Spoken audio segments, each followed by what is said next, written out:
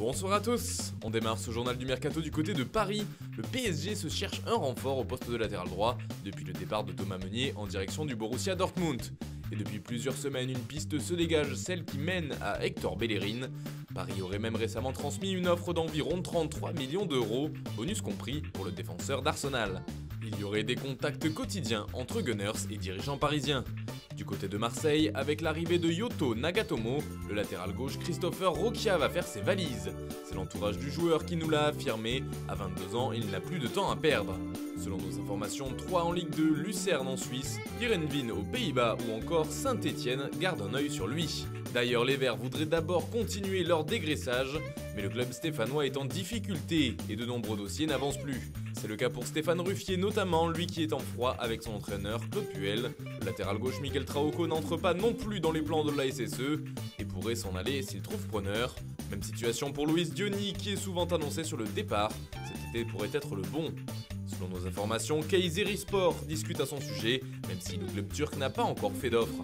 Toujours d'après nos informations, Wabi Kazri est lui aussi sur le marché des transferts et Trabzonspor étudie son cas.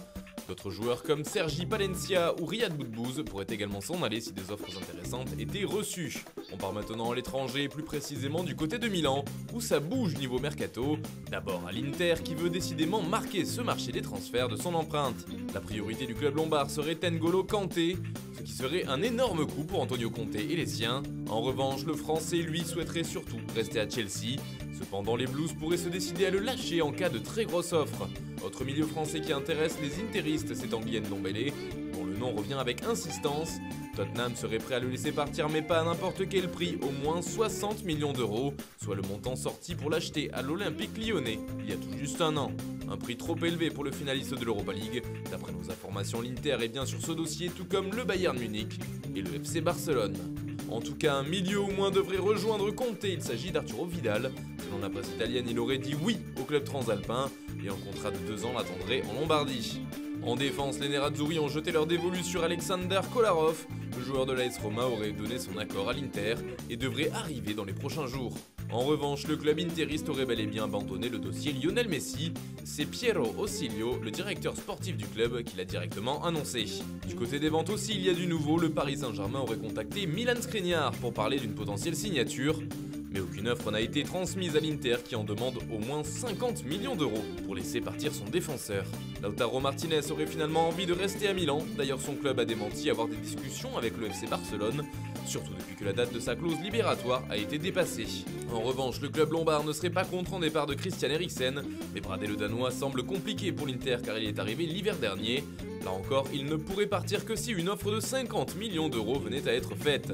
Ivan Perisic pourrait bien rester en Bavière, en effet le Bayern Munich est très chaud pour le conserver après son prêt cette saison.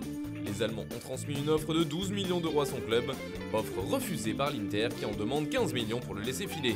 Enfin, Marcelo Brozovic est suivi par plusieurs clubs, notamment par Monaco, mais le milieu croate a tenu à rappeler tout son amour pour l'Inter sur les réseaux sociaux et a affirmé qu'il resterait à Milan pour viser le titre. Le voisin rossonero est également très actif sur le marché. Il y a peu, l'AC Milan a officialisé la prolongation de Zlatan Ibrahimovic. Le géant suédois a rempilé pour une saison supplémentaire. En revanche, toujours pas d'accord pour Gianluigi Donnarumma. Le contrat du jeune portier est l'un des dossiers qui traînent depuis de nombreuses semaines. En revanche, pour Brahim Diaz, ça pourrait bientôt être bouclé. En effet, un accord de principe aurait été trouvé et il ne resterait plus que quelques détails à régler entre le Real Madrid et l'AC Milan. Il s'agirait d'ailleurs d'un prêt avec option d'achat. Autre accord trouvé pour un autre milieu de terrain, c'est celui de Sandro Tonali. Là encore, on parle de prêt, mais cette fois payant, à hauteur de 10 millions d'euros, et une option d'achat qui s'élèverait à environ 20 millions d'euros. Toujours au milieu, les Milanais sont chauds pour faire revenir Timo Bakayoko. Ils négocient actuellement avec Chelsea pour un nouveau prêt payant avec option d'achat, tandis que les Blues, eux, voudraient une obligation d'achat. Le coût total de l'opération serait évalué à environ 30 millions d'euros. Enfin en défense, Serge Aurier est l'une des pistes principales des Rossoneri. Pour l'instant, le latéral droit et le club transalpin seraient d'accord. Il ne resterait plus qu'à convaincre Tottenham. Mais le Bayer Leverkusen est aussi dans la course pour signer l'Ivoirien.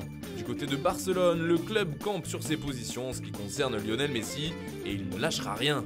Le Barça serait même prêt à attaquer le club qui osera engager l'Argentin sans payer sa clause de 700 millions d'euros. Pas vraiment de bon augure avant la réunion entre le président Blaugrana et le père de Messi. Et puis c'est officiel, Kevin Volland s'est engagé avec l'AS Monaco pour les 4 prochaines saisons. L'attaquant allemand du Bayer Leverkusen est venu en échange d'un chèque d'environ 15 millions d'euros. Enfin, Manchester United s'est offert Donny van de Beek. Les Red Devils ont déboursé environ 45 millions d'euros pour s'offrir le milieu de l'Ajax Amsterdam. Il est désormais lié à United pour les 5 prochaines saisons avec une 6e année en option. Voilà, c'est tout pour aujourd'hui. Bonne soirée à tous et rendez-vous demain pour de nouvelles informations sur le Mercato.